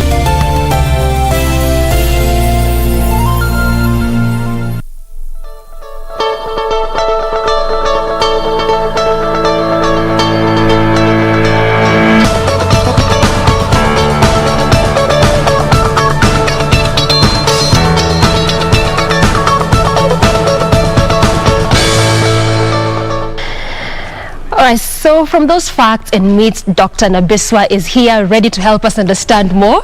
Sindio, you know, I had told our viewers that you actually were stuck in traffic a bit, but at least you are now here. Yes. Let's start from the beginning to at least form a basis. Reproductive health as a whole, when you talk about reproductive health, in essence, what exactly are we meaning? Okay. As you've said, my name is Dr. Nabiswa of Kenya. I'm the Secretary General, Kenya Young Doctors Caucus. I'm a doctor working in Nairobi with the Radiant Hospital, Radiant Group of Hospital. I've majored mostly in reproductive health. So reproductive health is a part of health that starts from birth. So when babies are born, mothers are very concerned about their reproductive system. So it is part of health that starts from very beginning. It is what brings life. So it is a very major concern in the health system of any human. Okay. Yes. So it means it's holistic. It's holistic. All right. Now, right into our conversation this morning, myths surrounding family planning and contraceptive. Just for our starters, how many contraceptive methods do we have out here? We have various contraceptive methods. One of it commonly used is hormonal in women. We have also barriers. So when we say hormonal, we just mean use of progesterone only or progesterone, estrogen. These are just hormones, which come in various forms. It can either be implants where they are put in the arms. It can also come in form of even progesterone coils. It can come in form of injections, pills. Commonly used is pills. Nowadays we've seen implants also being used. We also have barriers that are hormonal. When we come to barriers as a form of contraception, we're talking about use of condoms, which we have male and female. We also have vasectomy, which is a barrier. All right. So yeah. And we'll come to that in a bit. You mentioned hormonal, so obviously it means we also have non-hormonal. Yes, yes. What are they, and what examples form the non-hormonal form of contraceptives? Non-hormonal form of contraception is use of we have these IUCDs that are non-hormonal. Yeah, so those are forms of contraception that are used mostly in women.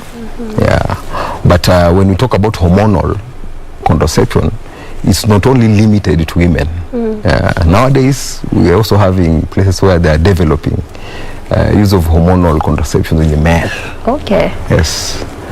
So non-hormonal, most of the time we are talking about use of coils. Non-hormonal can also include the barriers, the barrier method. The one we are talking about, the condoms, which is both male and female. So actually condoms fall into the barrier methods. Okay. All right. Now even let's talk about the hormonal and the non-hormonal, because I really want our viewers to understand what exactly we're talking about, because like we mentioned earlier, is that the issue of family planning and contraceptive is an emotive kind of topic. So at what point does one need to know, maybe I should go for hormonal or non-hormonal? What exactly happens? Okay. We've had issue surrounding contraception, whereby many women currently wish to be using any form of contraception, but because, as you mentioned, that there is myths surrounding contraception, and also there is beliefs which are mostly religious, political, or even social, that surrounds contraception. It's made women who are using contraceptive methods which may not be effective and safe. So they end up choosing contraception that are not useful to, or that are not compatible with their bodies or with their hormones or anything. So they end up having side effects. We even have some who use herbal, herbal contraception, which has a lot of hormones taken once in a month. So they end up having side effects. So when they reach to us, they have already been using a certain contraceptive method, and they're having problems. So they were using hormonal at that time, and now we switch to non-hormonal. So it comes in that at the point where we switch to non-hormonal is when we are having complications of hormonal.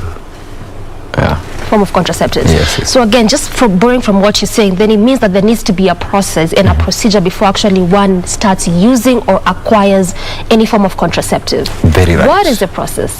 The process is that first of all, it should start with educating the community from a very early age. Educating young boys and girls about contraception, need for family planning, and planned pregnancies, whereby by the time they are about to start using this contraception, they already know, they have already made a doctor. There is no any studies or any correlation that somebody has to go under certain tests for them to use any contraception. There's no need. I can say there's no need for you to undergo certain tests for you to use a certain contraception. We just come, we give you various options of contraception, and then after there we will observe you and we will give you a safe contraceptive method instead of walking into a shop.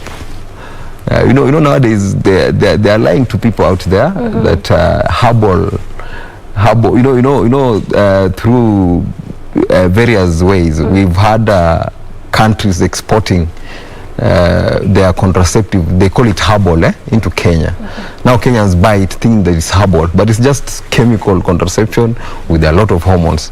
So it's important that we teach at a very early age our boys,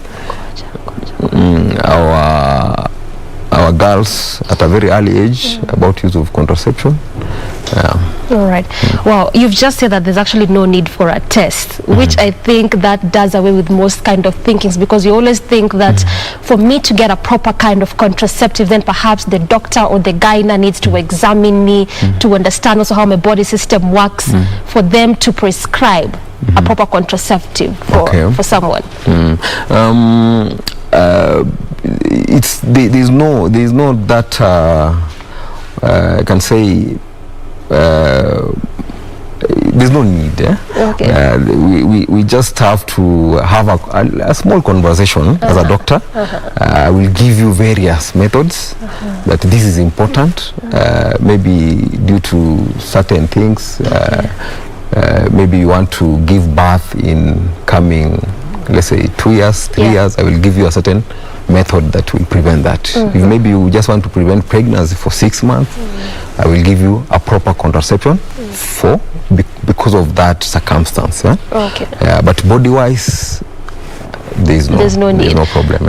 All right. Also, earlier on you had mentioned about the pills, and again, also just from the facts and myths that I was reading out there, for our viewers, that it shows that the pill is actually the most common form of contraceptives.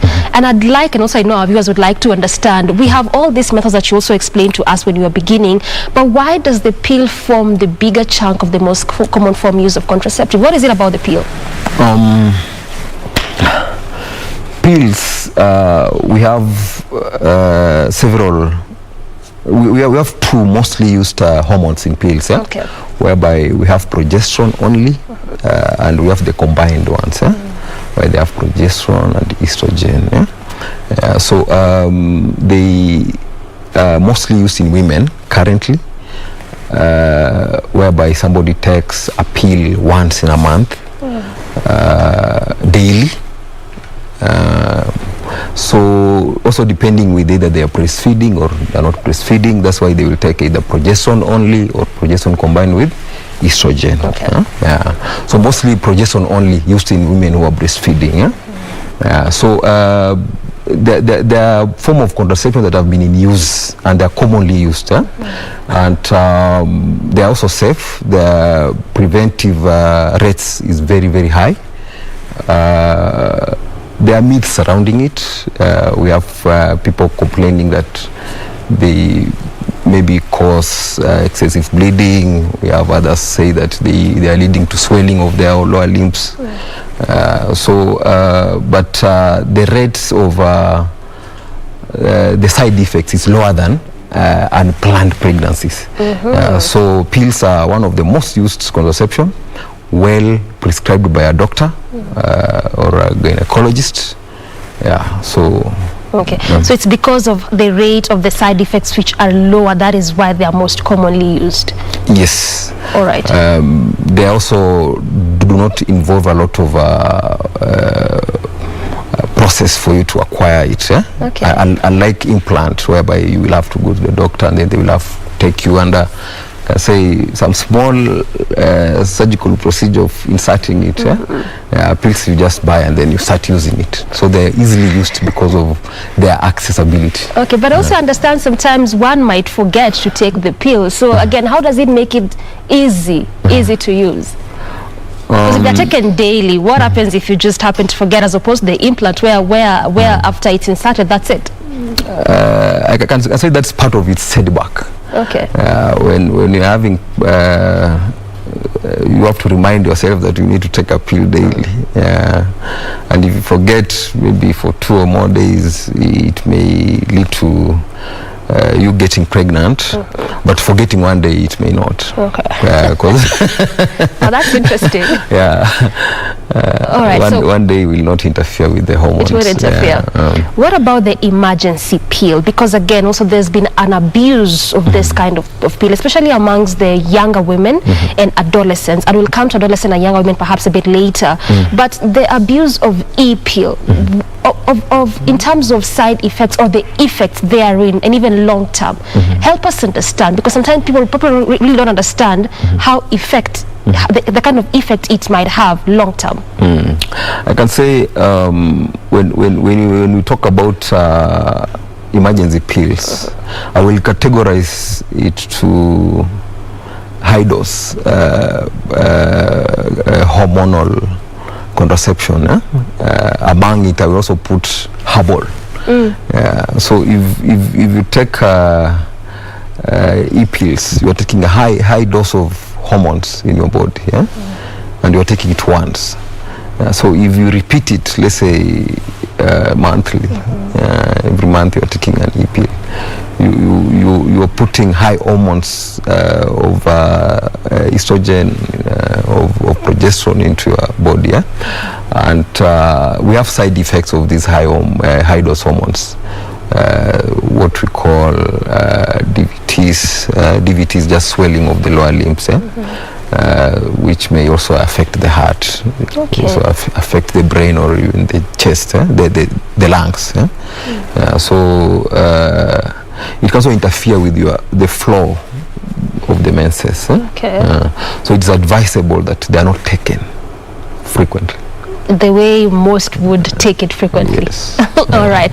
Okay, now let's come to vasectomy, because I mean, we can't talk about contraceptives and family planning and just stick to women. It takes two to tango. All right, let's talk about vasectomy, and this is for males, of course. There was this conversation running, especially in 2019, where this needs to be perhaps something that males also need to consider.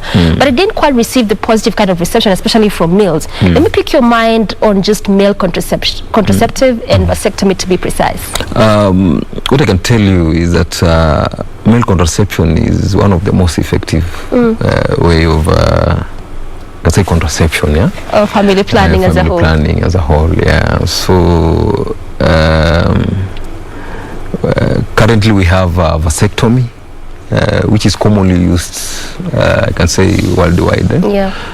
But it hasn't infiltrated our country or our region because of a lot of beliefs, religious, political, and also social. But it's safe, it is reversible, and I can say it doesn't involve change of hormones in the body. So I can say it's a conversation that should be revisited, should be talked about. Also have developments that are ongoing about male hormonal contraception.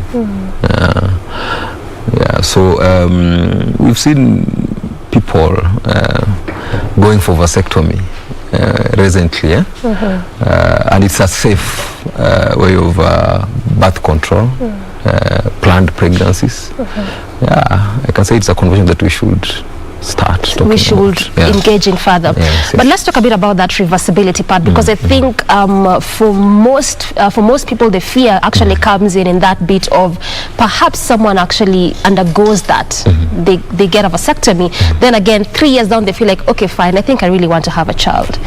Then perhaps there's that thinking of, will I ever get a child, because I had like sort of a permanent form of procedure done on me or on the someone, or on the person rather.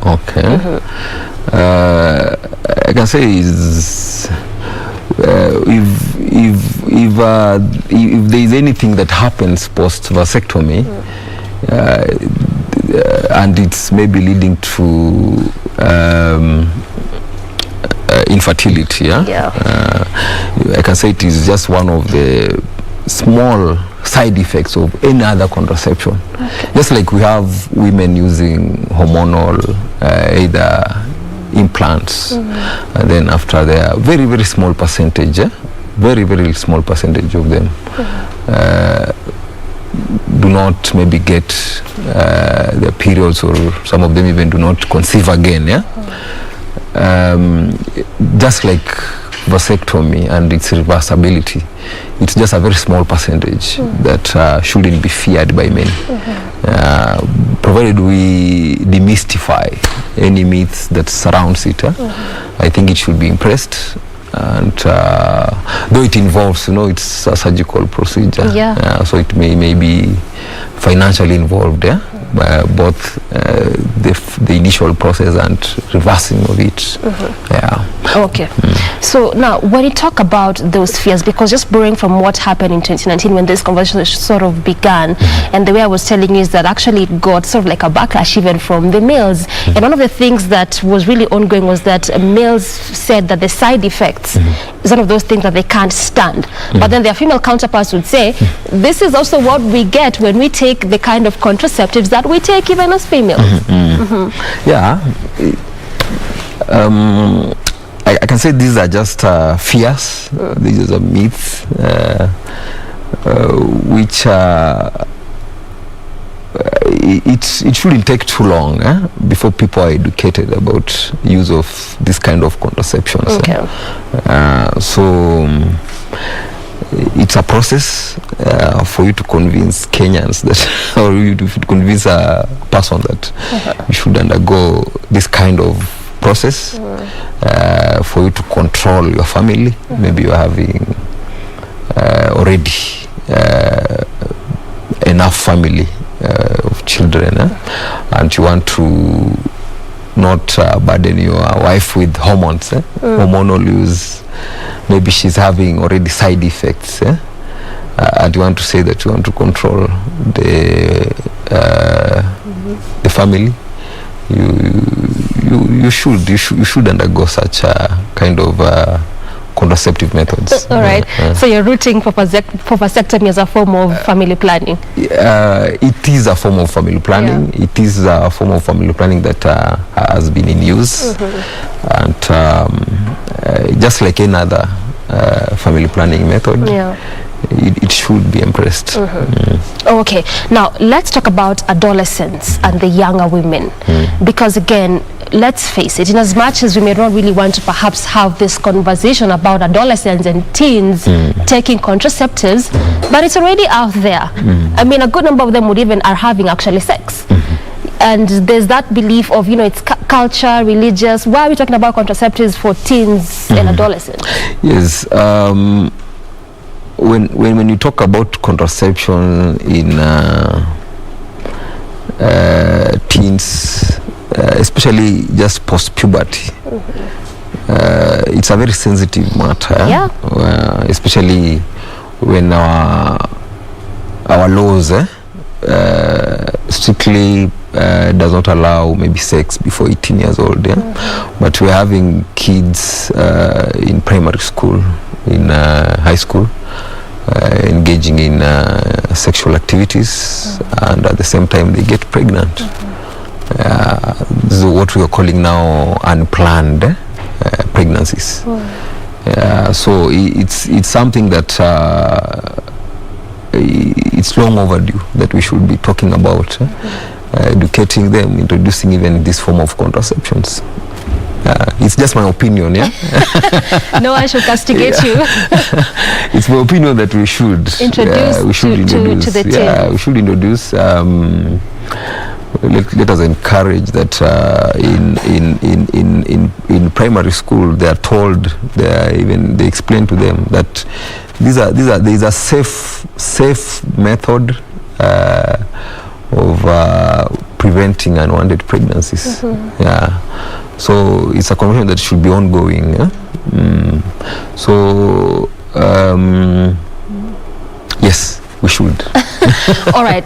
You are saying, and like you mentioned, this is actually your opinion, that introduction of this form of contraceptives even to schools, to these teens or adolescents, needs perhaps to be allowed or permitted. But again, there's another school of thought that if actually this happens, it's like we're making these young people promiscuous, sort of like we are empowering them to actually go and engage in sex. So it's a double-edged sword. When you engage certain opinions, that if we don't introduce it, then they are at the same time going to have, they will engage in the sexual activities, and they're engaging, they are doing that. So it's a conversation that we should initiate. We should start talking to them and reducing this form of contraception. So when we weigh the importance and the side, the other part that they are not using contraception, we have kids dropping out of school or even delaying their school process because of pregnancies, and the most affected ones are female. We're having ladies, girls. Girls are the most affected people. Male, they may not drop out of school because they're having continue with learning. Yeah, they will just continue. So it's something that we need to look into it, study around it, weigh the importance, and see if it is applicable. Because there was introduction of condoms in campus when I was in the University of Nairobi. Yeah, we walk out of your hostel, you find there's a box of condoms out there. It didn't improve or influence any people's misfit. It was already there. So it's just like coming to curb, when you talk about especially, those early pregnancies or unwanted pregnancies. All right. Because these things are happening in certain form of settlements. If you went to certain schools, very improved, you will find that education on reproductive health is very advanced. But you go to other schools in informal settlements, in villages, there's a lot of myths around reproductive health. You find that if a teacher talks about reproductive health, as you say, people will think that they are promoting promiscuity. Even the mention of that word, people feel like, okay, can you use another word? And I think that's where the problem begins from. Because if we really need to have these conversations and perhaps even make breakthrough on it, we actually need to have it the way it is. Yes. All right? Yeah, we need to talk we need to talk about it openly. I don't fear to even mention words because, I mean, it is what it is. Okay. Even when you talk about adolescents and teens, because I really want us to stay there just a bit, also because of even in the papers today we had about almost 300,000 plus girls getting pregnant just in this period of COVID-19 since the inception in March up until now. And that just goes to tell you of how it's actually important for us to have this conversation around family planning and contraceptive. So again, when it comes back to the teens or even the adolescents per se, is it like a requirement or a rule that if a teen would want to perhaps get any form of contraceptive, they need to walk into the facility with a guardian or a parent? As things stand with the Kenyan laws, any teen who is below 18 years old, most of the time they are seen in company of their parents. So I can say it's something that has to involve. If somebody is below 18 years old and they are post-puberty, it's a conversation that the parent should have and the kid. But anyone who is above 18 years old and they're still teenagers, those ones can just walk to any hospital and they'll be given a contraception method. All right. Okay. I would have really loved us to have this conversation even more in detail because there's a lot about this topic, but I'm just informed that we are out of time. We have to pave way for the next live link. But thank you so much for your time, at least for helping us understand, a thing or two about family planning and contraceptives as a whole. Asante sana. Karibu. That has been Dr. Nabiso wa Kenya, who's the Secretary General, Kenya Young Doctors Caucus, just talking to us about family planning and contraceptives as a whole. And that's why we bring this conversation, as well as Good Morning Kenya this Tuesday to a close. Till tomorrow, I'm Dorina Rangia from me and on behalf of the entire team. Thank you so much for watching. Have a lovely morning. Welcome. That was so short.